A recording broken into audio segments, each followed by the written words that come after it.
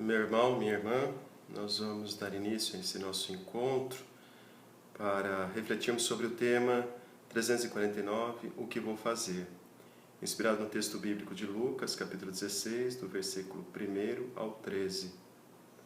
Nós estamos fazendo esse vídeo porque estamos limitados pelo isolamento social e nós queremos, de modo todo especial, nesse nosso encontro virtual, também apresentar a Deus a nossa oração pelo fim dessa pandemia que nos tem causado grande sofrimento e também colocado toda a população numa situação de insegurança, né, quanto ao futuro. Mas nós que somos cristãos não percamos a nossa fé, a nossa confiança em Deus. Estamos para iniciar a Semana Santa, intensifiquemos então as nossas preces e as nossas orações. E eu quero iniciar esse nosso encontro com uma oração ao Espírito Santo. Convido a todos, nesse momento, a nos unirmos pela oração em nome do Pai, do Filho e do Espírito Santo. Amém.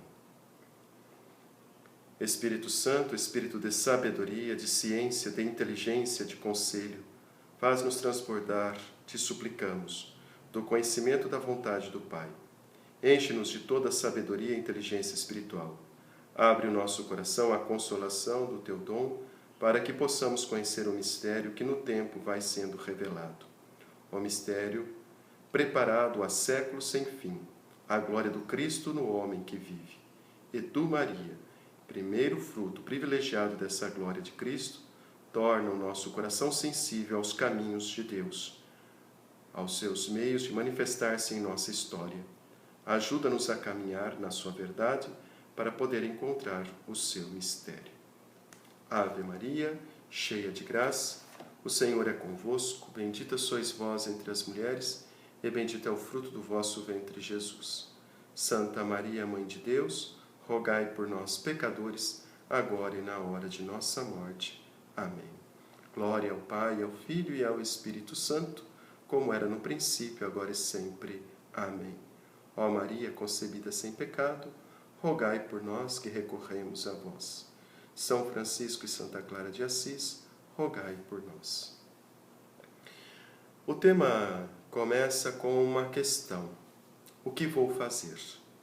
E ele se desdobra então, inspirado na parábola que Jesus conta em Lucas, no capítulo 16. Nesta parábola, nós podemos refletir a partir daquilo que o Paulinho já apresentou o grupo, e eu acredito que as linhas mestras foram justamente da gente prezar pelo ser e não pelo ter, mas aqui eu vou dando uma colaboração apenas, uma visão particularizada, mas a melhor reflexão é aquela que vocês farão em grupo, tá bom? Eu inicio chamando a atenção para uma frase que está ali logo no início do texto: e disse Jesus.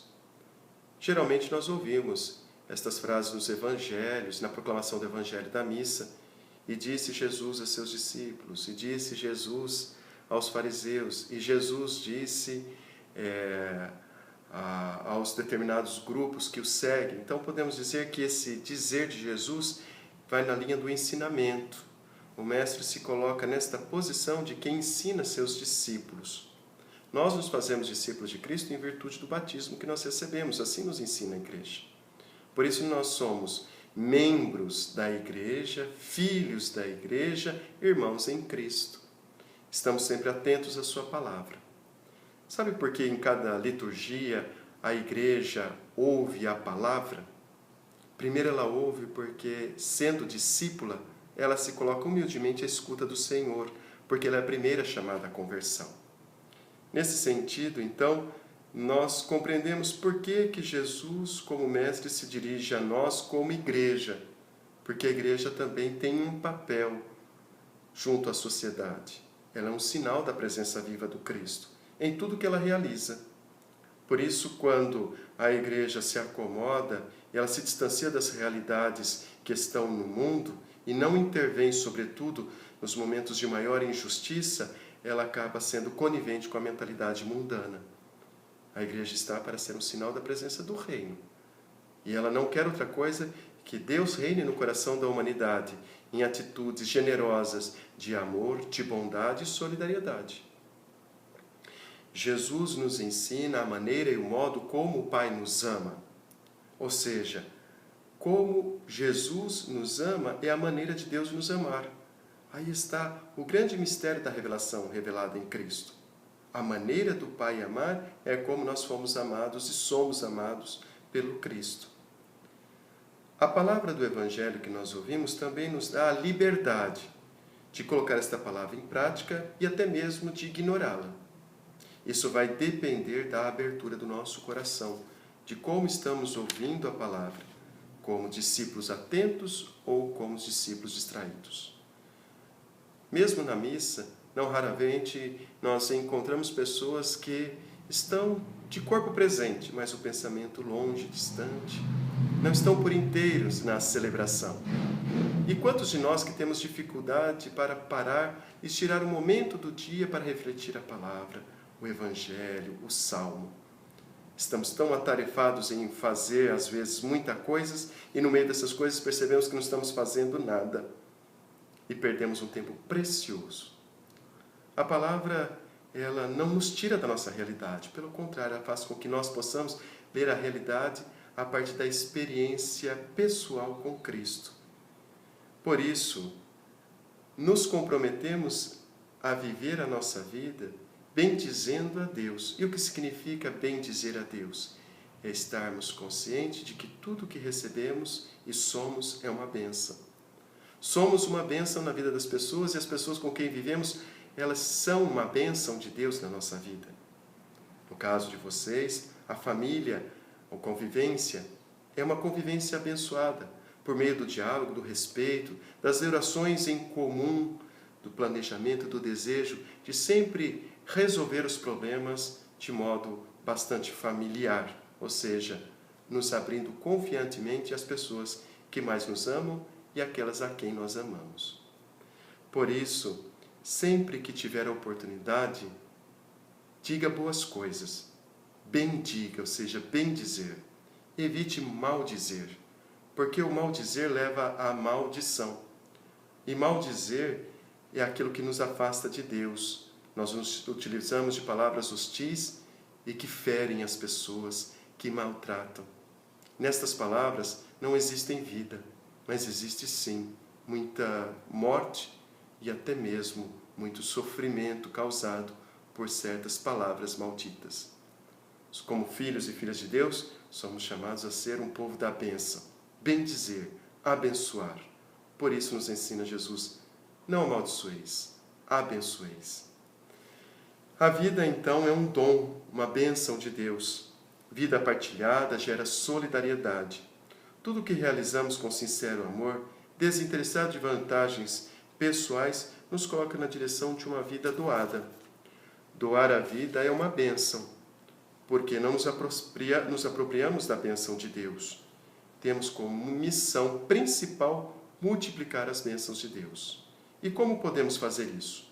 Multiplicar as bênçãos de Deus é quando nós nos deparamos com o compromisso que nós assumimos, em virtude do batismo que recebemos, com o movimento que abraçamos, com a comunidade que participamos, com as tarefas diárias que realizamos, e quando nós doamos a nossa vida e assim nós nos interessamos pelos movimentos da igreja, nós também nos colocamos a serviço de uma determinada pastoral, seja a pastoral da catequese, uma ação social, a pastoral evangelizadora, tudo aquilo que faz com que a minha vida seja um dom gratuito entregue, um gesto solidário, um gesto voluntário.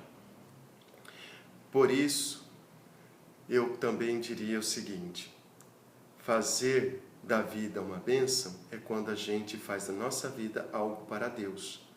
É colocar uma boa medida de amor em tudo o que fazemos, na entrega e na doação permanente e diária. Que Deus não permita que nós nos afastemos do Evangelho e da escuta atenta da Palavra de Deus. Que o nosso compromisso com a pessoa do Cristo fortaleça entre nós os vínculos da nossa amizade e que a solidariedade da comunidade cristã alcance os mais desprezados e esquecidos da sociedade. Também na reflexão é proposto 3 questões. Como você está cuidando das bênçãos que Deus coloca em suas mãos? O que você está fazendo para crescer as bênçãos que Deus coloca em sua vida? Qual a sua participação ativa dentro da comunidade que você leva para o mundo? São questões importantes para ajudar na reflexão do texto, e eu gostaria que nós nos demorássemos para que não tenhamos nesta resposta a última palavra, mas uma palavra aberta e uma palavra que edifique, uma palavra que abençoe. E para encerrar esse nosso encontro virtual, eu encerro com esta oração e meditação que está proposto aí no tema que nós vamos refletir com os grupos. Senhor Deus, Pai de misericórdia, somos fracos para reconhecer sua grandeza e a nossa insignificância diante de vós. Dai-nos discernimento e sabedoria para que possamos viver com plenitude nosso batismo como seus filhos, assumindo nossa condição de discípulos, e ajude-nos a desviar dos caminhos errados e fáceis que o mundo nos oferece, para que possamos viver a fraternidade e o amor entre irmãos. Por tudo que nós refletimos, demos glória ao Pai, ao Filho e ao Espírito Santo. Amém. Meu irmão, minha irmã, encerramos este nosso encontro virtual, mas permaneçamos sempre unidos pelo vínculo da fé e da oração. E que o Senhor esteja sempre no meio de nós e que Ele nos abençoe. Ele que é Pai, Filho e Espírito Santo. Amém. Deus nos abençoe e nos conceda uma semana abençoada.